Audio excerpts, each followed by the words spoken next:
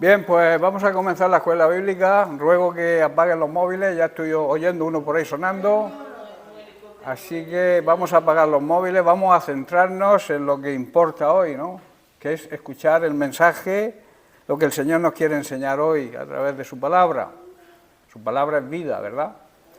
Y estamos estudiando los fundamentos básicos para una vida cristiana. Y estamos en la lección que se titula Perdón y conciencia limpia, la lección 8. Ya tocamos el primer tema hace ya semanas del perdón y se estudió en profundidad. Y ahora estamos tratando y ya casi terminando el segundo tema, que es la conciencia limpia. Vamos a dar un pequeño repaso sobre la conciencia, lo que hemos estudiado hasta ahora. Nos preguntábamos qué es la conciencia y cómo funciona. Nuestra conciencia es una voz interior que nos impulsa a hacer lo que creemos correcto y nos marca, nos quiere, nos evita lo que creemos equivocado. La conciencia es como un timbre de alarma que Dios usa para despertarnos al hecho de que pasa algo malo en nuestra vida, que hemos hecho algo que no está bien. Dios nos ha dado la conciencia y es un regalo de Dios, es un gran regalo de Dios la conciencia para ayudarnos precisamente a obedecerle. Nuestra conciencia, decíamos también, que es como un ordenador, solamente llegará a las respuestas correctas si le damos la información correcta. Dios quiere reprogramar nuestra conciencia para que actúe como guía o brújula que nos enseñe el camino, la dirección de Dios cada vez que tomemos una decisión.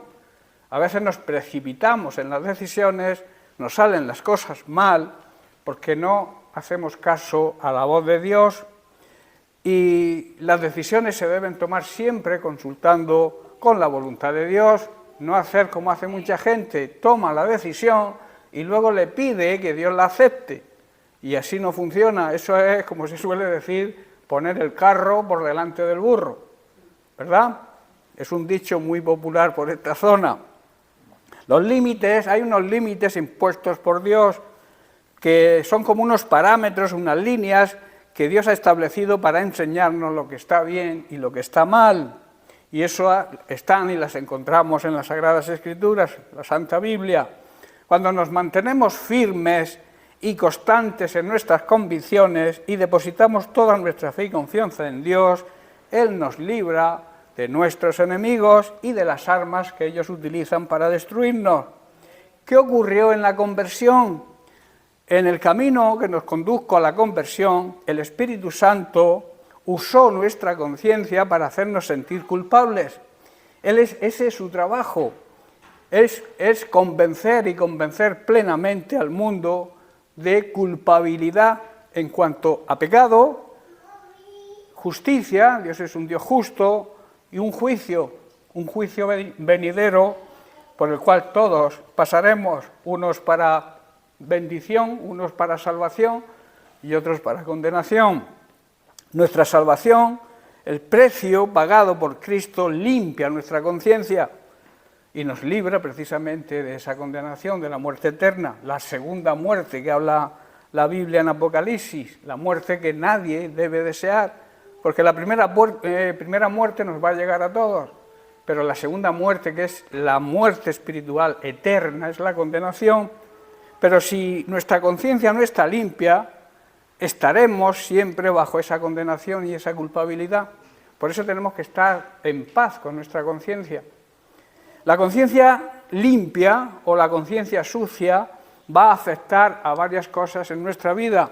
Las voy a enumerar solamente porque ya las estudiamos la semana pasada profundamente. Primero, afecta a nuestra relación con Dios, afecta a nuestra fe, afecta también a nuestra vida de oración. Nuestro deseo para seguir y desear aprender la palabra de Dios, también con una conciencia limpia, nos va apartando de ese deseo de seguir y aprender la palabra de Dios y dejamos de asistir a las escuelas bíblicas, dejamos de leer la Biblia, dejamos de meditar cuando no hay una conciencia limpia. Y por último, una conciencia limpia o sucia también va a afectar nuestro ministerio. Una conciencia limpia hará que que demos un buen testimonio, pero en cambio una conciencia, una mala conciencia, tira por tierra nuestro testimonio y trae deshonra a Dios. Y eso es grave, deshonrar a Dios es grave. Y lo hacemos cuando no escuchamos la voz de nuestra conciencia, la tenemos, como se suele decir, insensible, cauterizada. Ahora, ¿cómo guardar una conciencia limpia, libre de culpabilidad? Nuestra conciencia puede estar limpia y libre de culpabilidad, y hay una cosa que la hace libre y que la limpia, que es la sangre de Cristo. La sangre de Cristo es suficiente como para limpiar todo nuestro pecado y apaciguar nuestra conciencia y hacerla nueva. ¿Me seguí? ¿Lo entendéis? Para ser dignos de la obra limpiadora de Cristo hay que seguir 4 pasos. 4 pasos son necesarios para que nuestra conciencia sea limpiada, sea limpiada por Cristo. Primero debemos confesar inmediatamente, hacer una confesión, un reconocimiento de nuestro pecado. No podemos esconder el pecado, no podemos tampoco intentar apaciguar nuestra conciencia asegurando que no es pecado lo que hacemos, cuando sí es pecado, porque está en desacuerdo con la palabra de Dios. No podemos hacer eso. Cuando confiesas, cuando pecas, tienes que hacer esa confesión inmediata. Cuando te das cuenta de que has pecado, debes reconocerlo, sin ningún pudor, confesárselo a Dios, claro está, no a ningún hombre, y pedirle perdón a Dios. Y entonces Él limpia, con la sangre de Cristo limpia nuestra conciencia. En 1 de Juan capítulo 1, versículos 9 al 10, precisamente habla de esto, de que no debemos justificar nuestro pecado. Dice así: si confesamos, si reconocemos nuestros pecados, Dios es fiel y justo para perdonarlos y para limpiarnos de todo tipo de maldad. La maldad es el pecado, hacer las cosas mal, hacer las cosas en desacuerdo con la palabra de Dios. Y entonces esa sangre de Cristo, cuando reconocemos, aceptamos, nos sentimos mal, nuestra conciencia nos acusa y aceptamos esa acusación, nos arrepentimos de corazón, pedimos perdón, y entonces dice que la sangre de Cristo nos limpia de nuestros pecados, Cristo nos perdona, Dios es fiel y nos limpia, como hemos dicho, de toda maldad. O sea, nuestra conciencia quedará limpia. Y luego el versículo 2 dice: si decimos que no hemos pecado, si justificamos nuestro pecado, le hacemos a Dios mentiroso y su palabra no está en nosotros. O sea, no vivimos según la verdad de su palabra, que la palabra de Dios dice que todos somos pecadores, todos nacemos con la tendencia al pecado y necesitamos arrepentirnos y confesar a Cristo como nuestro Salvador, como aquel que nos perdona, aquel que llevó en la cruz todos nuestros pecados, y al llevarlos a nosotros, Él nos descarga de ese pecado. De ahí el agradecimiento que le debemos. Dios envió a lo que más amaba a esta tierra para librarnos de la condenación eterna. Nosotros estábamos muertos espiritualmente, nuestro espíritu estaba muerto, pero Jesucristo nos dio vida entregando la suya propia. Y la entregó sin que nadie le obligara. Él dijo: yo entrego mi vida porque la quiero entregar. Nadie me la puede quitar si yo no quiero. Así que debemos estar agradecidos por la obra redentora de Cristo. Por eso, si reconocemos ante Dios que hemos pecado, podemos estar seguros de que Él, que es justo, es fiel, nos perdonará y nos limpiará de toda maldad. Si decimos que nunca hemos hecho nada malo, hacemos que Dios aparezca como un mentiroso, como he dicho, porque no hemos aceptado ni hemos entendido el mensaje que Él nos ha dado. El pecado nubla nuestra conciencia, así que no podemos venir a nuestro Padre Celestial con un corazón limpio y el espíritu lleno de confianza en Él. Al orar como Jesús enseñó, cuando Él dijo: perdónanos nuestras deudas. Cuando oramos de esta manera, que es parte de la oración, modelo del Antiguo Testamento, el Padre Nuestro, Él dijo, perdona nuestras deudas. Podemos saldar, cuando hacemos eso, podemos saldar nuestra cuenta con Dios muy brevemente. Así lo expresa Mateo capítulo 6, verso 12. Dice así, y perdonan nuestras deudas, como también nosotros perdonamos a nuestros deudores. Esta es la condición para que Dios nos perdone, que nosotros perdonemos a aquellos que nos deben una explicación, que nos deben una justificación porque se han portado mal con nosotros. Nuestra obligación, nos pidan perdón o no, es perdonar. Lo he repetido muchas veces, es una ley física que dice, perdona y serás perdonado. Si no perdonamos, no seremos perdonados. Es una ley y las leyes de Dios se cumplen, Dios las cumple. Aunque no quiera hacernos nada, ni que nuestra vida sea una vida pobre y enclenque en el espíritu, Él quiere que vivamos una vida plena y abundante, pero que perdonemos. El principio del Evangelio, el Evangelio de Jesucristo está basado precisamente en el perdón. Él bajó a la tierra con ese fin, con el propósito de perdonarnos nuestros pecados, pero para eso debemos reconocerlos, confesarlos y apartarnos de Él. Amén. Dios perdona el mal que hacemos cuando nosotros perdonamos a los que nos hacen mal. El segundo paso es la confianza en la promesa de que Dios nos limpia. Dios es fiel y justo para perdonar y para limpiarnos. Nuestra conciencia misma es limpiada, como he dicho, por la sangre de Cristo.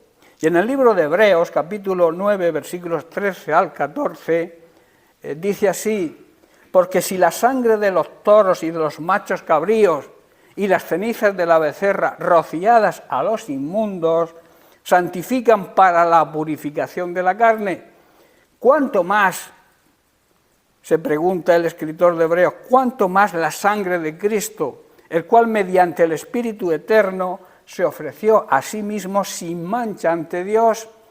Este limpiará vuestras conciencias de obras muertas para que sirváis al Dios vivo. Bajo el sistema antiguo, el pacto antiguo, el Antiguo Testamento, la sangre de las cabras, de los toros, las cenizas de una becerra, podían limpiar el cuerpo físico de las personas que estaban ceremonialmente impuras. Era una tradición, era una forma de limpiar, pero la sangre de estos animales no quitaba el pecado, lo cubría. Es lo mismo que cuando tenemos una mancha en un vestido, lo que interesa es que la mancha desaparezca. Si tu vestido es blanco y la mancha es roja, el simbolismo de lo que hacían los sacrificios de animales era que cubrían, esa mancha se podría cubrir con una pintura blanca y entonces parecía que no había mancha, pero la mancha seguía ahí. La sangre de Cristo lo que hace es limpiar, arrancar de cuajo esa mancha, no la disfraza, no la pinta. ¿Estáis comprendiendo? Entonces, cuanto más, dice, la sangre de Cristo nos va a purificar, nos va a limpiar la conciencia de esas acciones, de esos pecados que cometemos, para poder adorarle, porque si vivimos en pecado es imposible adorar a Dios, para que podamos, dice el apóstol, para que el escritor de Hebreos, para que podamos, digamos, adorar a Dios, tenemos que estar limpios de toda mancha, de todo pecado, como un sacrificio perfecto para el perdón de nuestros pecados. Cristo se ofreció a sí mismo a Dios, precisamente para eso, como un sacrificio perfecto. Él no tenía ningún defecto, él no podía pecar, porque si pecaba, entonces el sacrificio no era perfecto. Recordemos que los animales del antiguo pacto tenían que estar perfectos, no se podía sacrificar un animal que tuviera un defecto. Esto simboliza el sacrificio del Cordero Santo, el Cordero Divino, Jesucristo.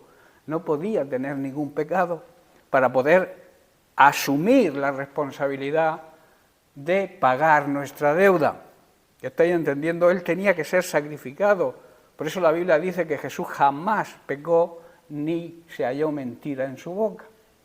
porque si hubiera habido algún tipo de problema, en ese sentido, el sacrificio de Cristo no hubiera sido válido. ¿Estáis comprendiendo? La simbología del antiguo pacto con el Cordero Santo. Juan el Bautista dijo, he aquí el Cordero de Dios que ha bajado para ser sacrificado como el Cordero perfecto para el perdón de los pecados, que le invoquen, que le acepten, que reconozcan el sacrificio de Cristo y lo acepten como Señor y único Salvador personal.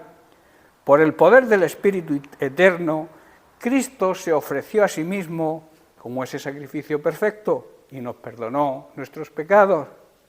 Esto nos libra totalmente de la sensación de culpabilidad.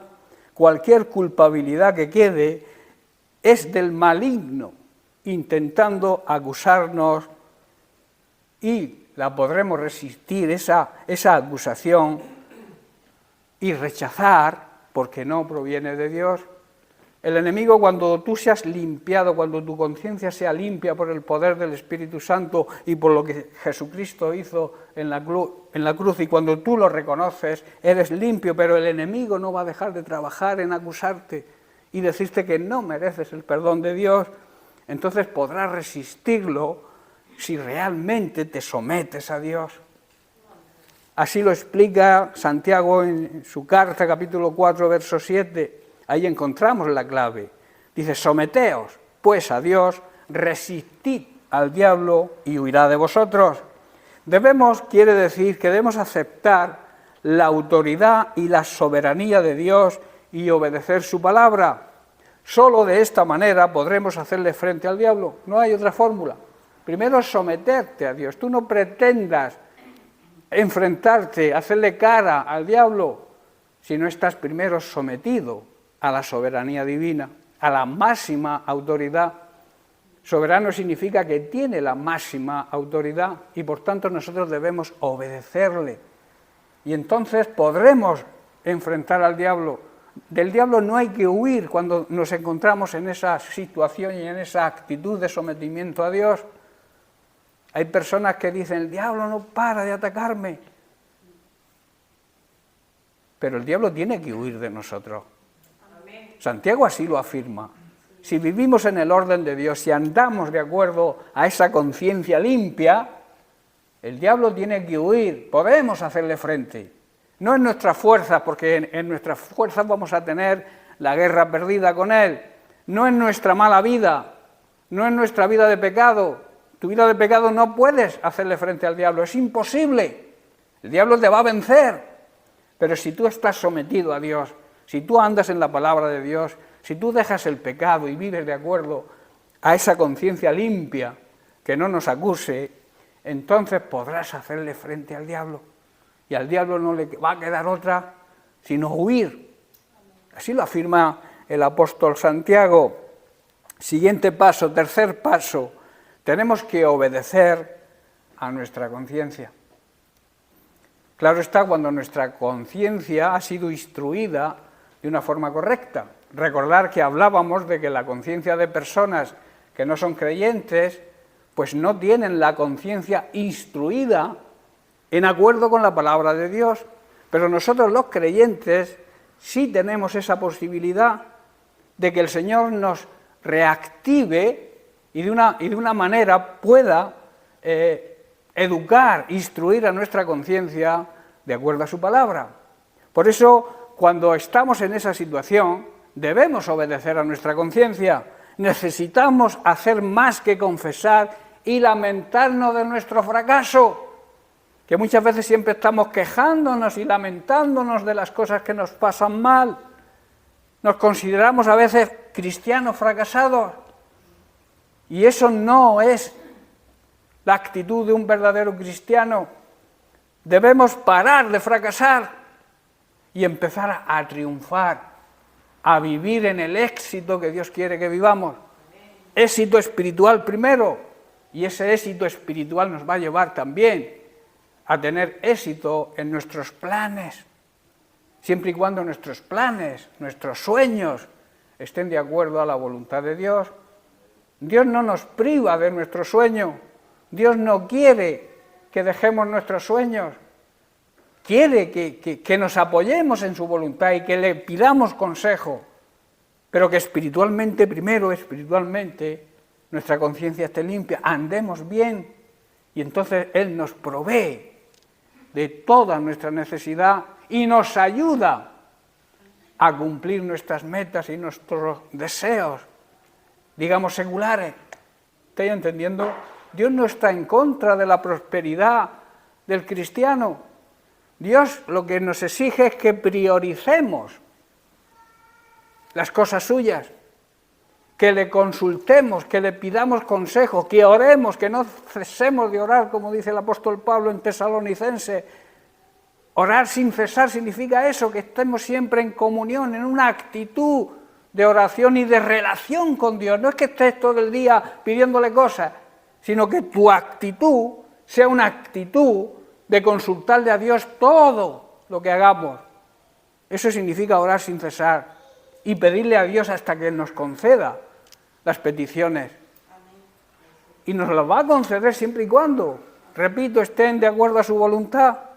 Eso significa orar sin cesar, no tirar la toalla, seguir peleando, tener perseverancia, constancia y saber que Dios, si hacemos las cosas como Él las manda, Dios nos va a bendecir con la respuesta a nuestras oraciones. Eso tenemos que tenerlo claro, pero hay una parte que tenemos que hacer nosotros, que es dejar de pecar y tener una conciencia que no nos acuse. Si tu conciencia te acusa, mal problema tienes. Tienes que buscar la reconciliación con Dios y que Dios te limpie esa conciencia y puedas tener de nuevo una buena comunión con Él. Hay personas que viven en pecado y no pueden orar. El pecador a veces se aleja de Dios porque el pecado nos aleja de Dios. Y al alejarnos de Dios se nos quita la gana de orar. Por eso cuando te venga una tentación, acércate a la palabra de Dios. Busca al Señor en oración. Acércate a Él, porque si te acercas a Él, estarás alejándote del pecado. ¿Estáis entendiendo? Haz la prueba cuando te venga una tentación, hacer algo que no es correcto, que tu conciencia te dice, salta la alarma y te dice, no está bien, obedece, acércate a Dios, busca la Biblia, ponte a orar. Y Dios va a permitir que no caigas en tentación. Por eso otra de las cuestiones del Padre Nuestro es, no nos metas en tentación, o sea, no consientas que caiga en tentación. Ayúdame, que eso significa búscame, dice el Señor, búscame en tiempos de tentación y yo te ayudaré a superarla. Amén. Necesitamos, por tanto, hacer lo que nuestra conciencia, bien instruida en la palabra de Dios, nos dicta. Así sabremos cuál es el camino de Dios, que no es otro que vivamos en su voluntad. Santiago 1:22 nos dice también, porque yo considero a Santiago un apóstol que habla muy clarito. Como se suele decir, no tiene pelos en la lengua. Las cosas las dice bien claras. Dice el verso 22 de su carta, en el versículo 1 dice, pero sed hacedores de la palabra y no tan solamente oidores, engañándoos a vosotros mismos. Hay personas que escuchan mensajes, pero se quedan ahí en el disco duro, como suelo decir yo, pero no las ponen en práctica. Esas personas son las que llama Santiago oidores de la palabra, pero no hacedores. El oír sin hacer no sirve para nada. El conocer cómo hacer las cosas y no hacerlas tampoco sirve para nada. Si la palabra de Dios te dice, haz esto, hazlo, porque no va a tener repercusión en tu vida simplemente por tener conocimiento de Dios. Lo que va a cambiar tu vida y tu situación, tu familia, va a ser precisamente el obedecer, el aplicar la palabra de Dios. Cuando Dios nos habla, escucharlo y obedecer su palabra. Eso es lo más importante. Debemos obedecer el mensaje de Dios, obedecer su voz cuando nos hable, porque como decíamos el otro día, Dios nos puede hablar con la Biblia, claro que sí, leyendo la Biblia, el Espíritu Santo nos revela cosas para nuestra vida, pero también la palabra de Dios se puede revelar en un sueño, en una visión, en una predicación que nos toque, porque la predicación es aplicable a uno mismo.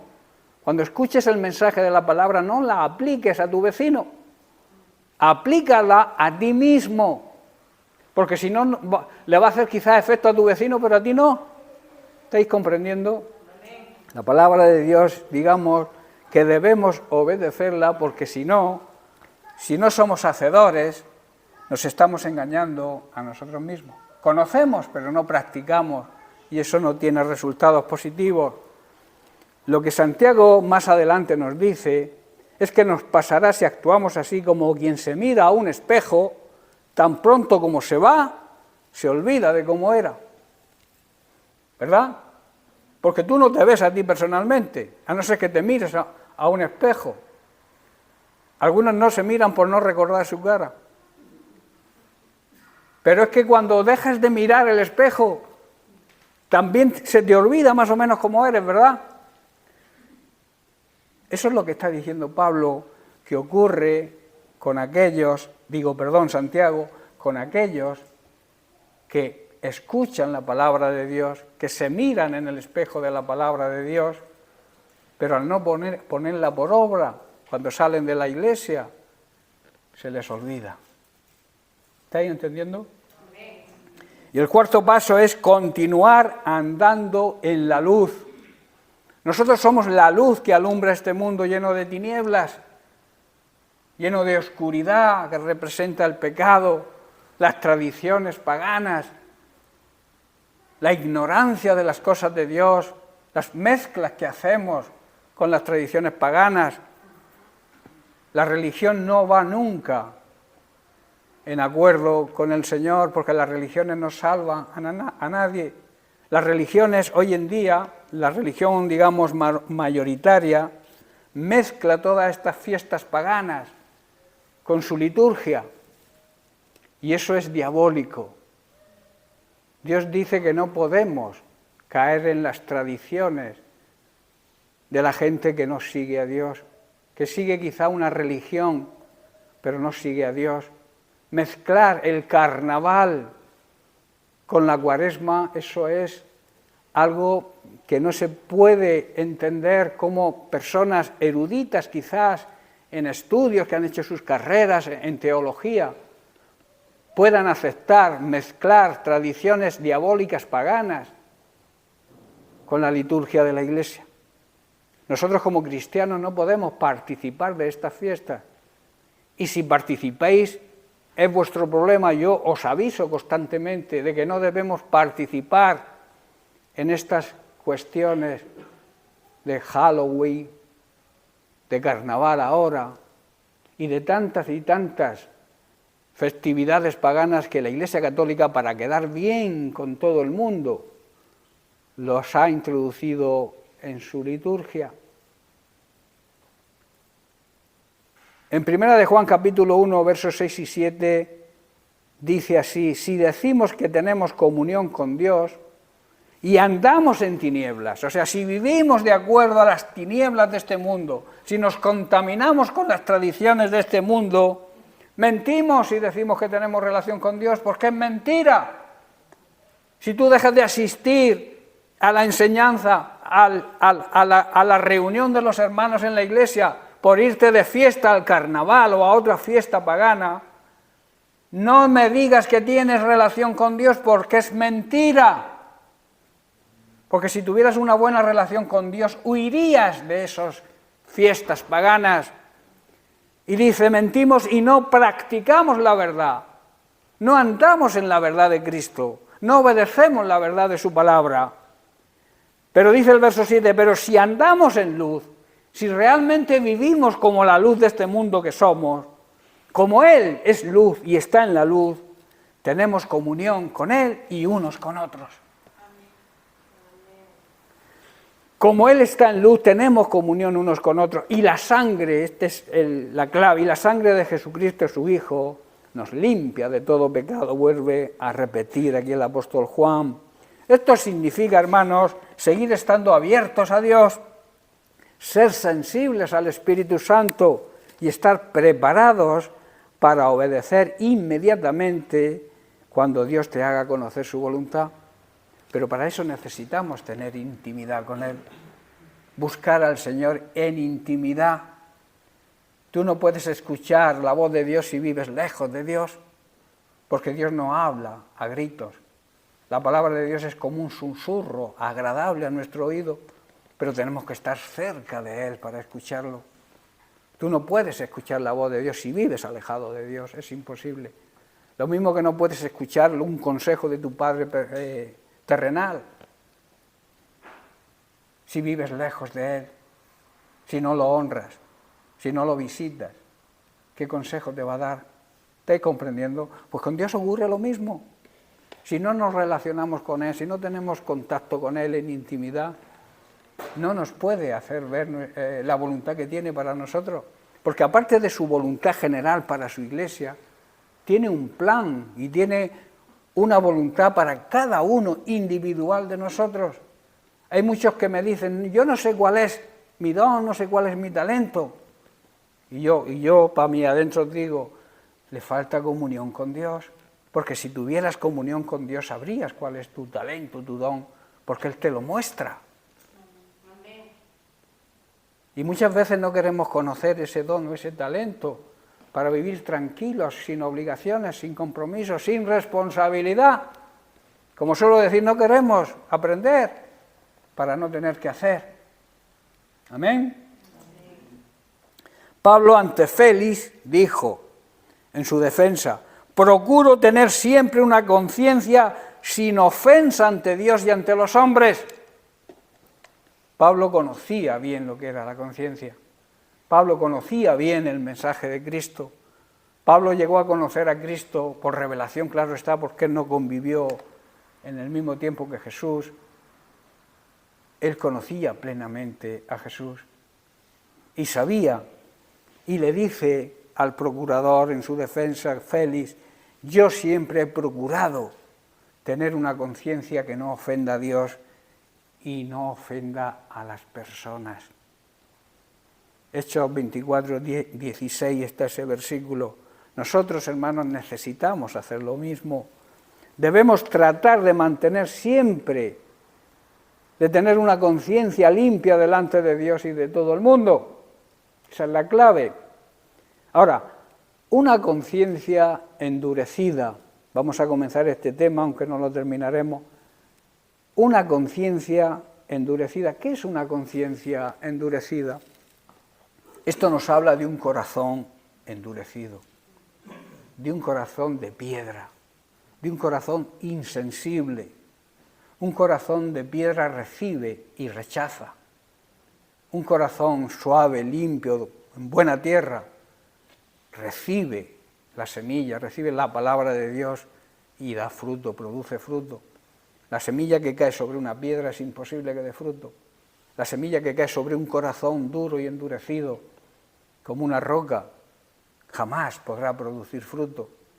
Por eso debemos dejar que el Señor nos cambie el corazón de piedra por un corazón de carne, ¿verdad? Para que la palabra de Dios caiga ahí y dé fruto, produzca. El corazón se nos puede endurecer, claro que sí. Nuestro ser interior se puede endurecer.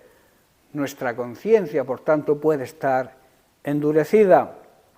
En Segunda de Crónicas, capítulo 30, versículos 7 al 8, Dios nos advierte, porque aunque está escrito en el Antiguo Testamento, son palabras vivas para su iglesia hoy. Dice, no seáis como vuestros padres, o sea, como vuestros antepasados y como vuestros hermanos o parientes, que se rebelaron contra el Señor, abandonaron al Señor de sus padres, de sus antepasados, y Él los entregó a desolación, como vosotros veis.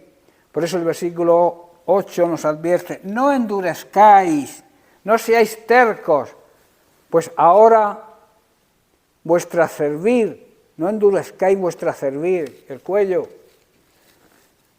como vuestros padres lo hicieron, someteos al Señor y venid a su santuario, buscar la intimidad con Él, el cual Él ha santificado para siempre. El santuario de Cristo, el santuario de Dios ahora mismo es su iglesia, donde Él mora. donde Él la ha santificado con la sangre preciosa de su Hijo. Dice, el cual la ha santificado para siempre. La Iglesia está santificada y por tanto debe vivir en santidad. Debe vivir apartada del pecado, apartada de toda inmundicia del mundo, santificada y dedicada a servir a Dios. Esas son las condiciones de la santidad. Por eso dice que el cual ha santificado, nos ha santificado al santuario donde Él mora ahora, lo ha santificado para siempre. Y luego dice, servid al Señor vuestro Dios, y el ardor de su ira, que siempre es una ira santa y siempre justificada, la ira del hombre nunca es justificada ni santa, pero la ira de Dios sí, dice, y Él los entregó, a vuestro Dios, y el ardor de su ira santa y siempre justificada, se apartará de vosotros. Tremendas palabras de Dios, ¿verdad?, para su Iglesia hoy. Apliquémoslas a nuestra vida. Empecemos a vivir de acuerdo a lo que la palabra de Dios nos dice y nos induce. En el Salmo 95, el salmista recuerda esto también, versículos 7 al 9. Dice, porque Él es nuestro Dios, nosotros somos el pueblo de su prado y ovejas de su mano. Si oyeres hoy su voz, no endurezcáis vuestro corazón como hicieron en Meribá, como en el día de Masab en el desierto, donde me tentaron vuestros padres, o sea, vuestros antepasados, me probaron, o sea, pusieron a prueba mi paciencia y vieron mis obras, a pesar, quiere decir, de haber visto todo lo que hice por ellos, me tentaron, quisieron tentarme en el desierto. Dios, hermanos, nos está hablando a que no seamos duros de corazón, que escuchemos su voz y no seamos tercos, que nos sometamos, que aceptemos su autoridad y su soberanía y andemos en obediencia para nuestro propio beneficio. O sea, si los mayores beneficiados cuando andamos en el orden de Dios, cuando andamos con una conciencia limpia, cuando obedecemos a Dios, es para nuestro propio bien. Y a veces somos tan necios que queremos hacer nuestra voluntad, dejar que los deseos pecaminosos nos controlen, y eso nos destruye. En cambio, obedecer a Dios va a favor nuestro, va en nuestro beneficio. Muchas veces, cuando tenemos que hacer algo con las manos, ¿verdad?, y no estamos acostumbrados a hacerlo, se nos irrita la piel, ¿verdad? Nos produce dolor. Nos salen ampollas muchas veces, ¿verdad? Yo a veces he intentado allí donde vive mi madre, que tiene allí un terrenico y tal, coger la azada o limpiar por ahí algo, y como no estoy acostumbrado, me salen ampollas en la mano. Eso nos ocurre a todos. Pero si esto lo repetimos y lo hacemos con frecuencia, se nos endurece la piel y podemos hacerlo sin problemas, lo que al principio nos producía daño. ¿Estáis entendiendo la simbología? Esto es un ejemplo de lo que ocurre con nuestro corazón, que ocurre con nuestro ser interior. La Biblia lo llama el interno. La primera vez que hacemos lo que no debemos hacer, o sea, cuando cometemos un pecado, que es toda desobediencia a la palabra de Dios, sentimos temor, quizá miedo a la condenación, y podemos sentir un profundo dolor y un profundo pesar. Eso cuando pecamos por primera vez. No hay nadie que haya dado el primer paso hacia el pecado sin sentir la advertencia de su corazón, o sea, la voz de su conciencia, Dios a través del Espíritu Santo hablando a nuestro espíritu. Pero si comete ese pecado repetidas veces, llegará un momento cuando lo haga como si nada. ¿Estáis entendiendo? Porque ha cauterizado, ha dejado, ha hecho insensible su conciencia por la acumulación de pecados. El problema es que cada vez que lo repetimos, sentimos menos temor de Dios, menos honra, menos respeto, menos obediencia, hasta que por último no nos produce ni la más mínima inquietud el pecado. Por eso hay personas que persisten en el pecado porque ya han pecado tanto, que ya consideran que no es pecado lo que hacen. Han cauterizado la conciencia, la han hecho callar, la han intentado convencer, Y la han hecho callar porque la voz de nuestra conciencia es la voz del Espíritu Santo. Y el Espíritu Santo es muy gentil, es muy sensible. Y Él nos permite hacer lo que queramos. Como suelo decir, la conciencia es una señal de tráfico que te prohíbe hacer algo, pero no te obliga a no hacerlo, ¿verdad? Yo ponía un ejemplo el otro día en la convención de esta iglesia que estuvimos este domingo. Yo decía eso, es como una señal de tráfico que te dice, el stop no, dice, siempre tienes obligación de parar, ¿verdad? Eso es lo que significa la palabra stop, pero no te obliga, tú puedes seguir. Ahora, atente a las consecuencias, te puedes pegar un buen tortazo con otro que se cruce. Así es la conciencia, nos avisa, nos prohíbe, pero no nos obliga a obedecer. ¿Por qué ocurre esto? En 1 Timoteo capítulo 4 versículos 1 y 2, Pablo de alguna manera lo explica así, pero el Espíritu dice claramente que en los postreros tiempos, estamos viviendo en esos tiempos, algunos apostatarán de la fe, o sea, se apartarán de la fe verdadera, escuchando, siguiendo a espíritus engañadores y a doctrinas de demonios, enseñanzas y falsas doctrinas que provienen del mismo diablo y que hoy abundan como las setas del campo. Por eso tenemos que estar preparados para no ser engañados. Versículo 2, por la hipocresía de mentirosos, o sea, personas falsas, hipócritas y mentirosas, que tienen cauterizada la conciencia, o sea, que tienen muerta la conciencia e insensible. El pecado tiene un terrible poder para endurecer nuestro corazón, nuestro ser interior. Cuando seguimos los deseos de nuestra carne, los deseos pecaminosos, el corazón se endurece como una piedra. Lo que antes nos daba temor hacerlo, luego se convierte en un hábito. ¿Qué es un hábito? ¿Lo que se pone el monje? Un hábito es un modo especial de proceder o conducirse, que se adquiere por repetir actos iguales o semejantes. Debemos cuidar que nuestros hábitos sean buenos, porque hay hábitos buenos, y no sean pecaminosos. En Hebreos capítulo 4, versículo 7, en su segunda parte, el escritor recuerda las palabras de David, cuando dice, si oyeres hoy su voz, no endurezcáis vuestro corazón. Si hemos llegado a ese endurecimiento de corazón, a nadie le podemos echar la culpa, solo a nosotros mismos. Debemos escuchar la voz de Dios, debemos prestar atención a los consejos de Dios y a su palabra. Debemos buscar comunión íntima con el Señor. Cuanto más cerca estemos del Señor, más nos alejaremos del pecado. Y si andamos lejos del Señor, estaremos expuestos a la tentación que viene cuando escuchamos las mentiras de Satanás, que es el padre de la mentira, y seguramente caeremos en ella. Por tanto, os dejo con Ezequiel capítulo 11, versículos 19 al 20, donde vemos una gran promesa de Dios para todos aquellos que acepten y vivan de acuerdo a su voluntad. Dice así, y les daré un corazón, o sea, una integridad de corazón, y un espíritu nuevo pondré dentro de ellos, y quitaré el corazón de piedra, ese corazón endurecido, ese corazón terco, de en medio de su carne, y les daré un corazón de carne, un corazón tierno y receptivo a su voz, a su palabra.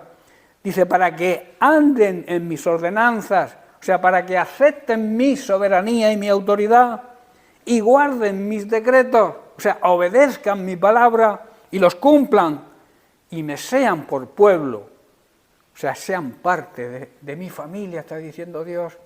Nosotros somos la familia de Dios, todos aquellos que hemos nacido de nuevo, que hemos renunciado al pecado, que hemos aceptado la salvación por medio de Cristo y le hemos confesado como nuestro dueño.